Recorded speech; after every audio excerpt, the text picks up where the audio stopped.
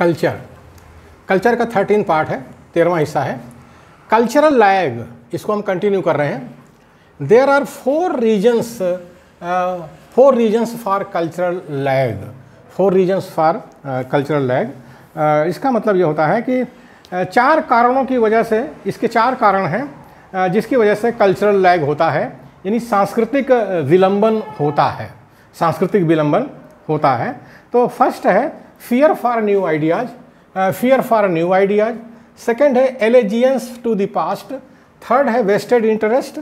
Fourth है problems in testing the new ideas, in testing the new ideas, in new. ये जो इसके जो 4 कारण हैं, उसमें पहला है नए विचारों के प्रति भय। नए विचारों के प्रति भय मतलब fear for new ideas, fear for new ideas. होता क्या है कि जो नए विचार आते हैं उससे लोग डरते हैं, उससे लोग डरते हैं। अब जैसे हमारे भारत देश में हज़ारों साल से गुलाम हैं लोग, हमारे मूलवासी बहुजन गुलाम हैं।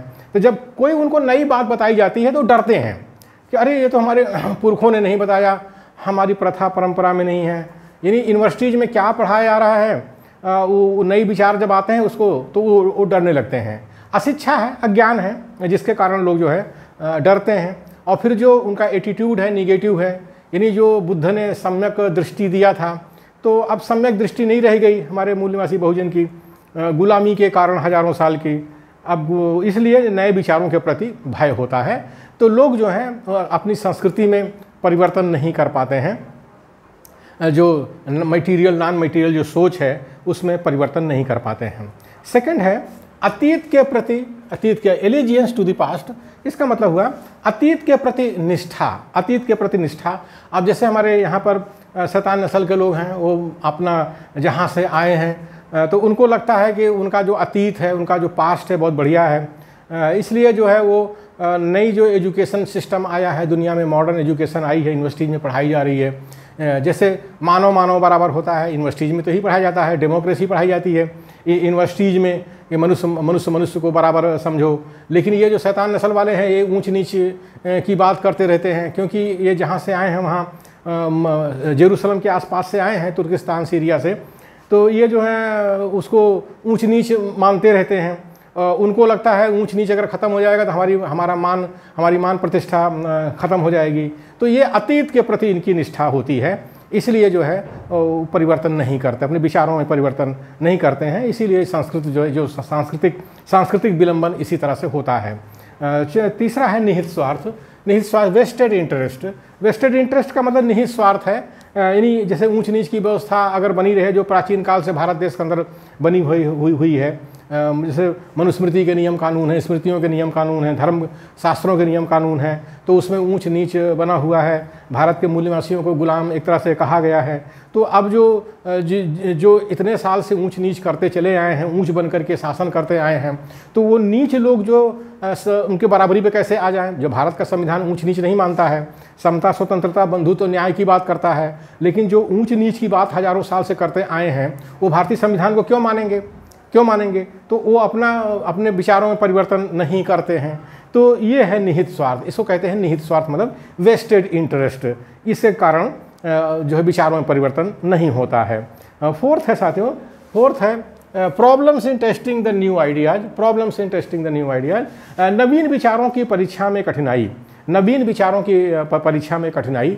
जो यूनिवर्सिटी है, जो यूनिवर्सिटी में एजुकेशन है, मॉडर्न एजुकेशन है, वो जो चीज़ें बता रही है तो उसको जो लोग गैर पढ़े लिखे थे, इनके पुरखे गैर पढ़े लिखे थे, अभी थोड़ा सा पढ़ करके आए हुए हैं, तो उनको लगता है यूनिवर्सिटी में जो पढ़ाया जा रहा है क्या नया पढ़ाया जा रहा है, इसको कैसे इसको टेस्ट किया जाए। तो जाहिर है एक आदमी नहीं कर सकता, एक आदमी के बस का ये नहीं है कि यूनिवर्सिटी एजुकेशन की हर चीज़ को आप टेस्ट कर सकें। इसके लिए संगठन के अंदर रिसर्च विंग होनी चाहिए, और ज़्यादातर हमारे जो मूल्यवासी बहुजन के संगठन हैं वहाँ पर रिसर्च विंग है ही नहीं, वहाँ सुप्रीमो है, और सुप्रीमो कोई रिसर्च विंग बनाता नहीं है। अब जब रिसर्च विंग नहीं बनाता है तो यूनिवर्सिटी में क्या पढ़ाया जा रहा है, मॉडर्न एजुकेशन क्या कह रही है, उन विचारों की कहीं कोई टेस्टिंग नहीं होती है, कोई उसकी कोई परीक्षा नहीं होती है।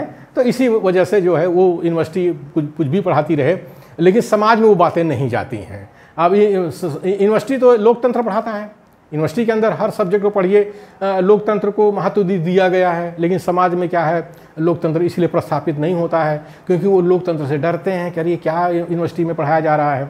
ये सारी चीज़ें हैं। आगे हैं साथियों, आगे है the knowledge of development of physical things comes first in the mind, then that thing is developed. भौतिक वस्तुओं के विकास संबंधी ज्ञान पहले आता है और उन वस्तुओं का विकास बाद में होता है, इसको हम सिविल इंजीनियरिंग से देख सकते हैं कि सिविल इंजीनियर्स जो हैं कि किसी मल्टी स्टोरी बिल्डिंग बनाना है, रोड बनाना है, डैम बनाना है, कुछ भी बनाना है, रेलवे लाइन बनाना है, तो वो पहले पेपर पर जो है उसकी ड्राइंग बनाते हैं। ये ड्राइंग ब्रेन से बनती है, दिमाग से बनती है। जब ड्राइंग बन जाती है तब जा करके उसको धरातल पर उतारते हैं, ज़मीन पर जो है उसके हिसाब से काम करते हैं। अब ये जो धरती पर उतारते हैं ये मटेरियल थिंग है, और जो दिमाग में है वो नॉन मटेरियल थिंग है। तो नॉन मटेरियल कल्चर हो गया, और ज़मीन पर जो भौतिक संरचना बनाएंगे, यानी जो स्ट्रक्चर खड़ा करेंगे, ढांचा खड़ा करेंगे, वो जो है सिविलाइजेशन हो गया। तो ये दोनों में फ़र्क हो जाता है। दिमाग तो बहुत कुछ करता है, पेपर पर बनाता रहता है, लेकिन अगर वो ज़मीन पर उतरता नहीं है तो सभ्यता कहाँ हुई, वो सभ्यता में परिवर्तित नहीं हुई। आगे साथियों, according to historians in ancient Greece non material culture was more developed than material culture. ये है इतिहासकारों के अनुसार प्राचीन यूनान में अभौतिक संस्कृति काफ़ी विकसित थी और उसकी तुलना में भौतिक संस्कृति पिछड़ी हुई थी। आप देखिए कि जो यूनान के जो वैज्ञानिक हैं, यूनान के जो विद्वान हैं, दार्शनिक हैं, हर विषय में शुरुआत में उन्हीं का नाम आता है। यानी यूनान के लोग जो है विद्या में काफ़ी आगे थे, शिक्षा में आगे थे, सोच विचार में आगे थे, काल्पनिक बातों पर बड़ी चर्चा करते थे वो लोग, बड़ी काल्पनिक उड़ा करते थे। लेकिन धरती पर जो है उसकी भौतिक संरचना की जाए वो नहीं कर पाते थे। वो सब तब हुआ जब यूरोप के अंदर जो है रेनेसा का समय आया। रेनेसा के बाद धार्मिक सुधार हुआ, इंडस्ट्रियल कल्चर आया, साइंटिस्ट आए यूरोप के अंदर, तब जाके मॉडर्न एजुकेशन का जन्म हुआ और साइंस और टेक्नोलॉजी ने जो है ज़मीन पर बड़े बड़े स्ट्रक्चर खड़ा करना शुरू किया, आविष्कार करना शुरू किया। तो एक तरह से यूनान के लोग जो है सोच विचार तो करते थे, लेकिन वो जो उनकी जो सभ्यता थी वो पिछड़ गई, इसी कारण से वो पिछड़ गई। लेकिन भारत के अंदर आकर उन्होंने क्या किया, यहाँ इंडस वैली सिविलाइजेशन के लोग थे, उनके पास एक सभ्यता थी इंडस वैली सिविलाइजेशन की, लेकिन अपने उनके ब्रेन में जो सातिर हरकतें थी यूनान के लोगों की, उन्होंने बौद्ध धर्म को भारत देश से ख़त्म कर दिया। काल्पनिक बातों को ला करके, काल्पनिक जो किस्सा कहानियाँ थी अपने ग्रीक के, अपने यूनान से लाए, और यहाँ पर जो है वेद पुराण और उपनिषद में, महाकाव्यों में वो किस्सा कहानी लिख दिए, और हमारे भारत के लोग जो है रामायण महाभारत के काल्पनिक पात्रों में अपना इतिहास लगे खोजने, और बौद्ध धर्म भारत देश से चला गया। तो इसमें जो है यूनानियों का बहुत बड़ी भूमिका है, भारत से बौद्ध धर्म को ख़त्म करने में बहुत बड़ी भूमिका है। It is known as technological lag, इसका कहते हैं, इसको प्रौद्योगिक विलंबन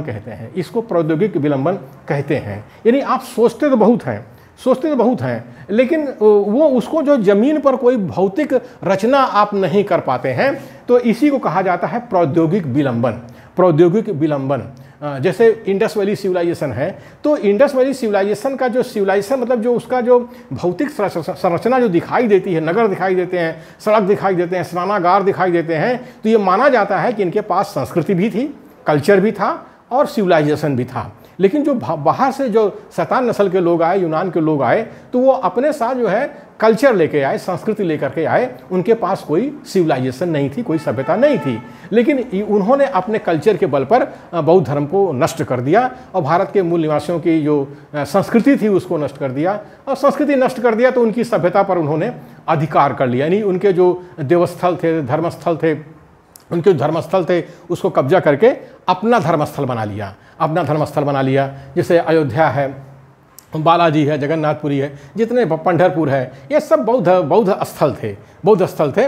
लेकिन इस पर जो है शैतान नस्ल के लोगों ने कब्जा करके आज उसको कहते हैं ये हमारा है, वो हमारा है। तो ये भारत देश के अंदर चल रहा है। तो इसलिए भारत के मूल निवासियों को कल्चर और सिविलाइजेशन को बहुत अच्छी तरह से समझना चाहिए कि कल्चर जो है नॉन मटेरियल है और जो सिविलाइजेशन है ये मटेरियल है, ये मटेरियल है। यानी जो कल्चर है वो अभौतिक है और जो सिविलाइजेशन है, सभ्यता जो है ये भौतिक वस्तुओं से बनती है। ये हमारे मूल निवासी बहुजनों को समझना चाहिए और फिर से अपनी संस्कृति को, अपनी सभ्यता को विकसित करना चाहिए।